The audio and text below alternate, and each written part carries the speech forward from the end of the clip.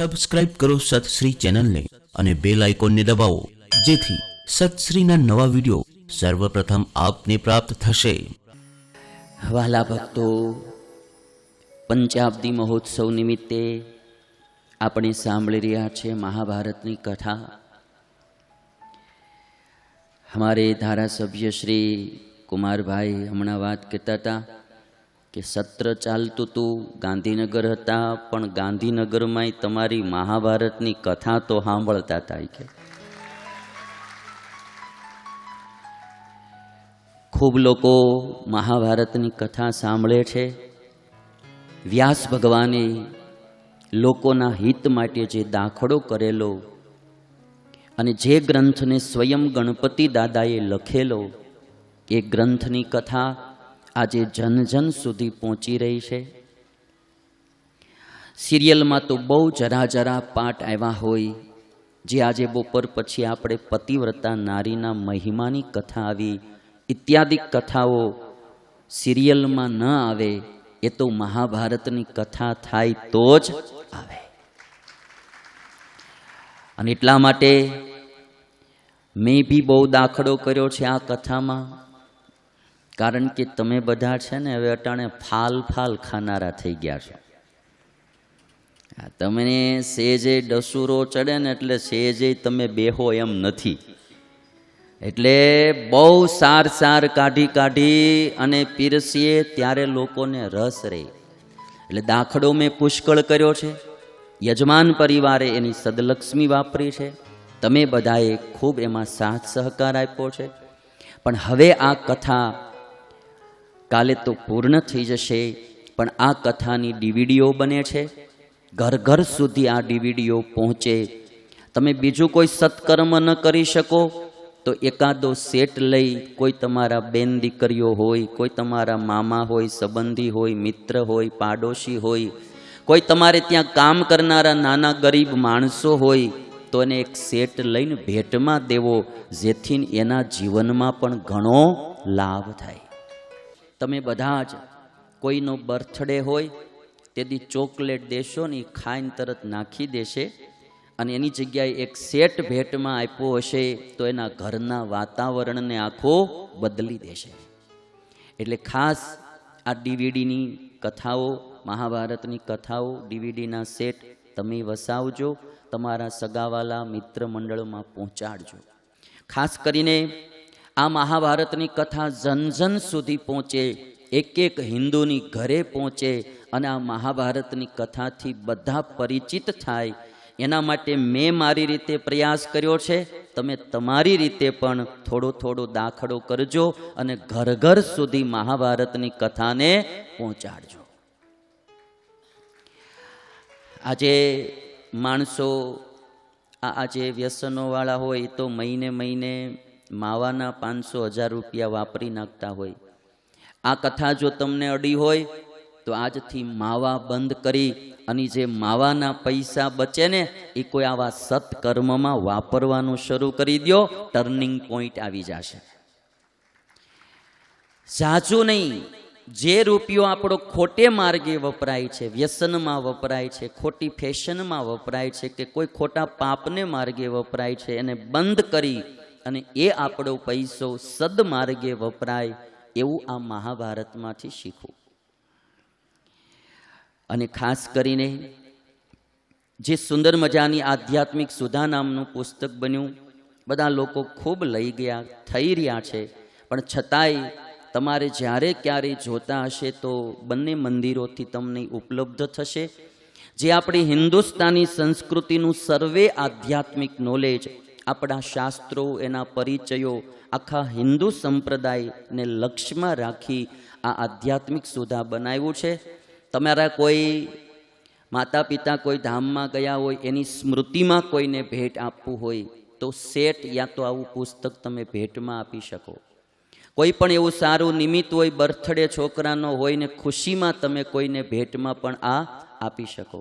તો આ સુંદર મજાનું એક આધ્યાત્મિક સુધા, આધ્યાત્મિક કીર્તન ગંગા, જે અર્થસભર કીર્તન ગંગા બની છે, કીર્તન ગાતા હો અને તમને કીર્તનનો અર્થ ન સમજાય શબ્દનો, તો એની નીચે તરત શબ્દનો અર્થ લખેલો હશે, એટલે તમને કીર્તન ગાતી વખતે વિશેષ ભગવાનમાં પ્રીતિ થાય એવી કીર્તન ગંગા બનાવી છે. તો આ ખાસ વસાવજો અને લોકોને આપજો. વૈશંપાયન મુનિ જન્મેજય રાજાને કથા સંભળાવતા કાર્તિકેયનું આખ્યાન સંભળાવે છે. ભગવાન શંકર અને પાર્વતીના મોટા દીકરાનું નામ હતું કાર્તિકેય. આજ હું પણ તમને મહાભારતમાં જે કથા લખાણી એ કાર્તિકેયની કથા સંભળાવું. આપણે ઉત્તર ભારતમાં શંકરના મોટા દીકરાને કાર્તિકેય કહીએ. સાઉથ ઇન્ડિયાવાળા લોકો એનું એક બીજું નામ આપે છે સુબ્રમણ્યમ. સુબ્રમણ્યમ સ્વામી કહેવામાં આવે. ઉત્તર ભારતમાં કાર્તિકેયના લગભગ મંદિરો મેં બહુ જોયા નથી, કદાચ ક્યાંક હોઈ શકે, પણ સાઉથ ઇન્ડિયામાં દક્ષિણ ભારતમાં કાર્તિક સ્વામીના ઘણા બધા મંદિરો જોવા મળે છે. અને એ શંકરના મોટા પુત્ર, એની કથા મહાભારતમાં લખી છે. દેવો અને અસુરોનો સંગ્રામ થયો, એમાં ઇન્દ્રને યોગ્ય સેનાપતિની જરૂર હતી. સેનાપતિની શોધમાં ઇન્દ્ર માનસ પર્વત ઉપર ગયા છે. અને ત્યાં એક કેશી નામના રાક્ષસે કોઈ એક નારીને પકડેલી, અને એ નારી પોકાર કરતી હતી કે મને બચાવો, મને બચાવો. અને એ સમયે ઇન્દ્રએ કેશી નામના દૈત્ય સાથે યુદ્ધ કર્યું, અને ઇન્દ્રના ભયથી કેશી નામનો દૈત્ય એ કન્યાને છોડીને જતો રહ્યો. ઇન્દ્રએ એ કન્યાને પૂછ્યું કે બેટા તું કોણ છો, કોની પુત્રી છો? કન્યાએ ત્યારે એટલું કહ્યું કે હું પ્રજાપતિની દીકરી છું, મારું નામ છે દેવસેના. એક મારી બેન છે જેનું નામ છે દૈત્ય સેના. બહુ સમજવા જેવી કથા છે. પ્રજાપતિની બે દીકરીઓ દેવસેના અને દૈત્ય સેના. અમે બંને અમારા પિતાની આજ્ઞા લઈ આ માનસ પર્વત ઉપર રમવા માટે આવતી. પણ કેશી નામનો અસુર રોજ અહીંયા આવી અમને પ્રલોભન આપી અને ફોહલાવતો. અમને વશ કરવા, એની પત્ની બનાવવા અમને ફોહલાવતો. આ કથા મેં એટલા માટે લીધી છે, આ કેશી દૈત્યની કથા છે, પણ આજે પણ ઘણા કેશી હોય, એનાથી સાવધાન રહેવું. જેમ કેશી દૈત્ય રોજ દેવસેનાને દૈત્ય સેનાને ફોહલાવતો, એમ આજ પણ ઘણા કેશી છે જે દીકરીઓને ફોહલાવતા હોય, પ્રલોભનો આપતા હોય, વસ્તુ પદાર્થ લાવી દેતા હોય, ખાવાનું લાવી દેતા હોય, ક્યાંય હરવા ફરવા લઈ જતા હોય. આની આવી નાની નાની ચીજમાં લોભાય અને આપણા આત્માને વેચી ન નાખો, એ મારી આજની દીકરીઓને ભલામણ છે. દીકરી તો દ્રૌપદી જેવી શૂરવીર હોવી જોઈએ, નાગણ જેવી ફૂફાડા મારનારી હોવી જોઈએ. એ હાવ માઈ કાંગલી ન હોવી જોઈએ કે કોકના બે વસ્ત્રોમાં, કોકના બે ખાનપાનમાં, કે કોકની એકાદી વીંટીમાં કે મોબાઈલમાં લેવાઈ જાય. આવી નૂર વિનાની દીકરીઓ ન જોઈએ. આ તો ભારત દેશની દીકરીઓ એ શૂરવીર હોવી જોઈએ. કોઈ આમ એમ તમારા મુખનું એવું તેજ હોવું જોઈએ કે કોઈ નજર નાખે ને તો એની આંખ બળવા માંડે, બીજી વાર હામો ન જોઈ શકે એવું શુરાતન હોવું જોઈએ. અને દીકરીઓએ કરાટા ભી શીખવા, દીકરીઓએ થોડું જરા તરા વ્યાયામ કરીને શરીરને મજબૂત રાખવું. કદાચ તમારા ઉપર કોઈ છેડતી કરવા આવે ને, કોઈ રક્ષા કરવા ન આવે, તો તમે સ્વયં તમારી રક્ષા કરી શકશો. કોઈ દિવસ મનને મોળું ન પાડવું કે હું એને શું કરી શકું. એ પુરુષ છે તો તમે નારી છો, એનામાં શક્તિ છે તો તમારામાં બમણી શક્તિ છે. તમે એક હાકલ મારો ત્યાં 3 જણા તમારી રક્ષામાં આવશે. આપણી રક્ષા સુરક્ષિત થાય, પોતે પોતાની જાતે રક્ષા કરી શકે એવી નારી શૂરવીર અને મનની મજબૂત હોવી જોઈએ. કેશીથી સાવધાન રહેવું, કોઈ એવા પ્રલોભનો આપે એનાથી સાવધાન રહેવું. આપણે એવા માયકાંગલા ન થવું કે કોકના ભૌતિક પ્રલોભનમાં લેવાઈ જાય. આ રામાયણની મહાભારતની કથાઓ આપણને શીખવાડે છે.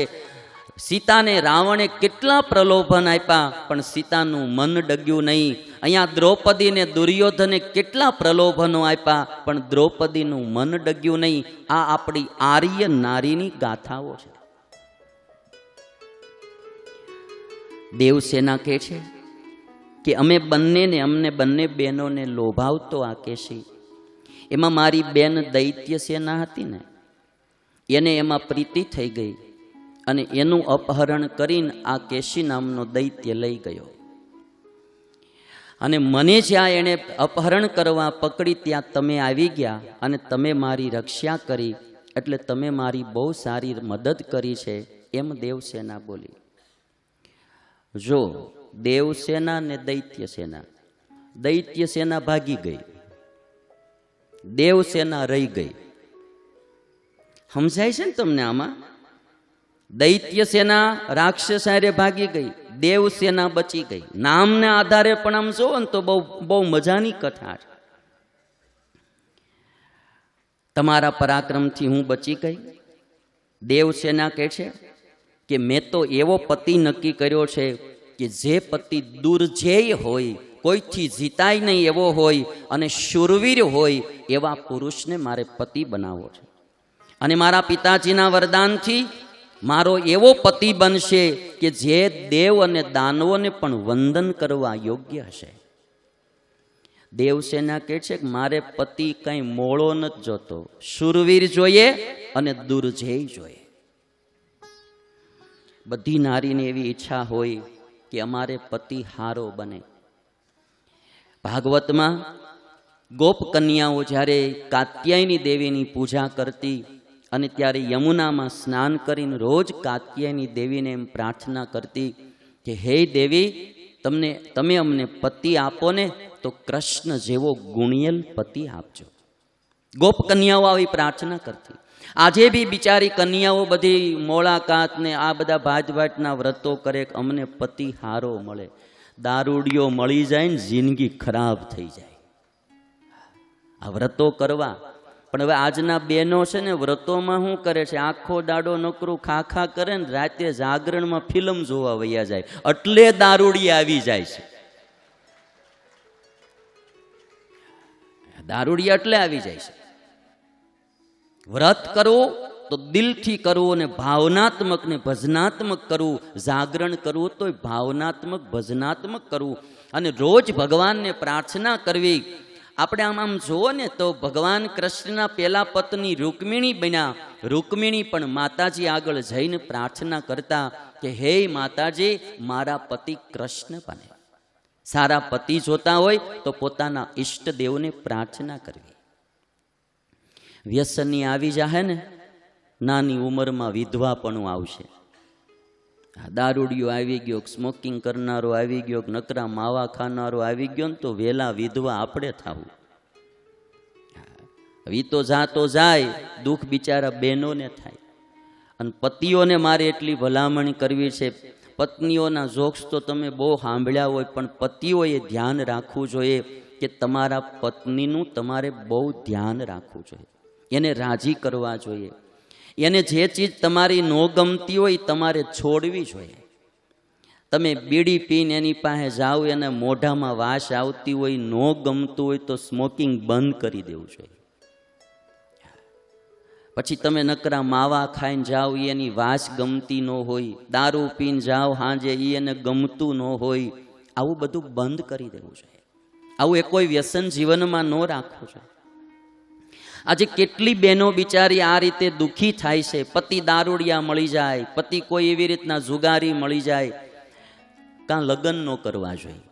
અને લગ્ન કરવા હોય તો તમારી જિમ્મેદારી બની જાય કે તમારા પત્નીની દરેક રીતે દેખભાળ કરવી, એને સુખી કરવા, એને રાજી રાખવા, એ તમારી ફરજમાં આવે.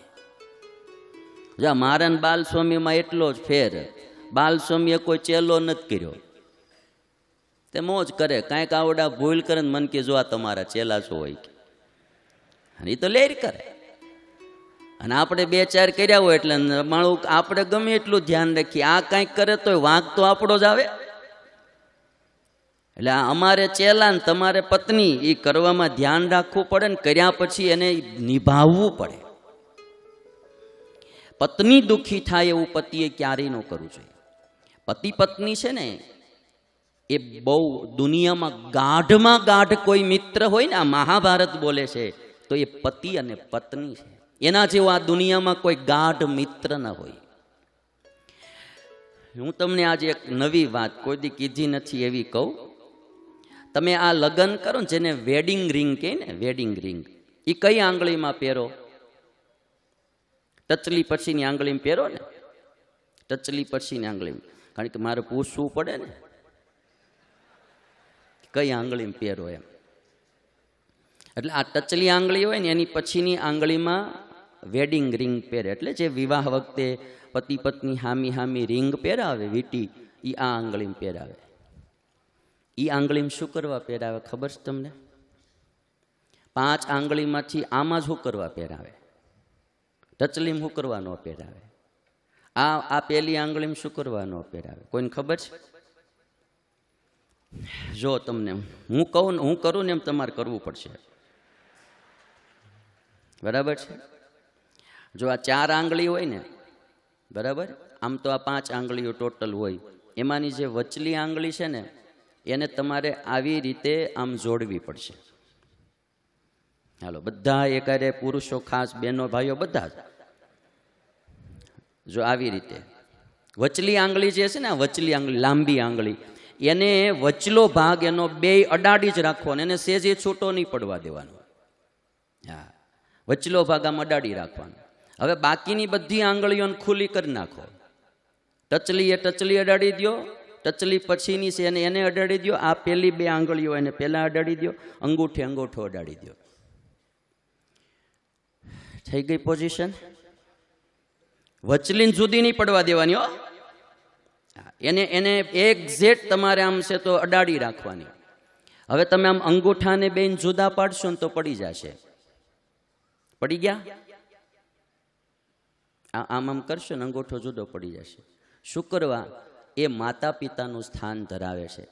આ વચલી આંગળી, આ જે બે આંગળીઓ જે જોડાયેલી છે ને, એવડી તમે એમ જોડી રાખજો. આ માતા પિતાનું સ્થાન છે. પતિ પત્નીમાં માતા પિતા વહેલા મોડા છૂટા થઈ જાય. કાં તો માતા પિતા ધામમાં વયા જાય એટલે છૂટા પડી જાય, અને કાં તમે વૃદ્ધાશ્રમમાં મૂક્યા હો તોય છૂટા પડી જાય, કાં તમે ન હાંચવા હોય, નાના ભાઈ ભેગા ગયા હોય તો એ બી છૂટા પડી જાય. એટલે એ છૂટા પડી, આ અંગૂઠો એ માતા પિતાનું સ્થાન બતાવે છે. પછીની અંગૂઠા પછીની આંગળી એને તમે આમ ખુલ્લી કરશો ને તો એ છૂટી પડી જાય. જો પડી ગઈ. એ ભાઈઓ અને બહેનોનું સ્થાન બતાવે છે. ભાઈઓ અને બહેનો પણ તમારાથી વહેલા મોડા છૂટા પડી જશે. એ બી સમય આવે, ભાઈઓ નોખા થઈ જાય, બહેનો સાસરે વહી જાય. પછી તમે જોશો તો ટચલી આંગળી લ્યો, ટચલી આંગળી એ બી આમ છૂટી થઈ જાય 2. એ તમારા છોકરાનું સ્થાન ધરાવે છે. એ પણ વહેલા મોડા તમને મૂકીને નોખા થઈ જાય, બરાબર છે? પણ તમે ટચલી પેલાની જે આંગળી છે એને બેન તમે નોખી પાડો, પડી નહીં ને? આ પતિ અને પત્નીનો સંબંધ છે કે મરે ત્યાં સુધી નોખા ન પડે. મરે ત્યાં સુધી નોખા ન પડે, એકબીજાને સાથ આપે, એ પતિ અને પત્નીનો સંબંધ છે. એટલે પતિઓએ માવાન દારૂ પી પીને ઉકલી જાવ ને તો પત્ની નોખા પડી જાય. માટે મારા બાપ આજથી બંધ કરી દેજો, આજથી બંધ કરી દેજો. કર્માનુસાર જુદું પડવું પડી, વાત જુદી છે, પણ હાથે કરીને કાલ તમને રોગ થશે તો તમારા પત્ની દુઃખી થશે. કાલે તમારું મૃત્યુ થઈ જશે વ્યસનોમાં, માવામાં, તમાકુમાં, બીડીમાં, તો તમારા છોકરા રઝળી પડશે. એને કેટલી દરની ઠોકરો ખાવી પડશે, તમારી પત્નીને કેટલી ઘરે ભીખ માગવી પડશે, એના શીલ વ્રત જોખમમાં મુકાશે. એની ચિંતા તો કોકદીક કરો ભાઈ. અને જો આપણે નકરું વ્યસન કરીને જિંદગી બગાડવી હતી, તો પછી કોકની દીકરી હારે લગ્ન કરી એની જિંદગી બગાડાય નહીં. જવાબદારી છે ભાઈ. લગ્ન એ કોઈ નાની ચીજ નથી. એક તમારી જિમ્મેદારી આવી જાય કે હવે તમે જેને પરણીને લાવ્યા છો એને હર પળ સુખી રાખો, એને હર પળ ખુશ કરો. યુટ્યુબના માધ્યમથી કથા સાંભળતા ભક્તોને જય શ્રી સ્વામિનારાયણ. માનવ કલ્યાણ માટે જીવન સમર્પિત કરનાર પરમ પૂજ્ય સત્શ્રી, જેમની અમૃતવાણીથી કેટલાય લોકો વ્યસનમુક્ત થયા છે, કેટલાય પરિવારોમાં એકતા વધી છે, સમાજમાં પ્રભુ ભક્તિ, દેશભક્તિ, ગુરુ ભક્તિ, માતૃપિતૃ ભક્તિનો સંચાર થયો છે. આવી સમાજના કલ્યાણરૂપ કથાના પ્રચાર પ્રસાર માટે તમારા જન્મદિવસ, મેરેજ એનિવર્સરી, પુણ્યતિથિ અથવા કોઈ પણ દિવસે ડોનેશન આપી આ પુણ્ય કાર્યના સહભાગી બનીએ. યથાશક્તિ ડોનેશન આપવા માટે સંપર્ક 9904 17000.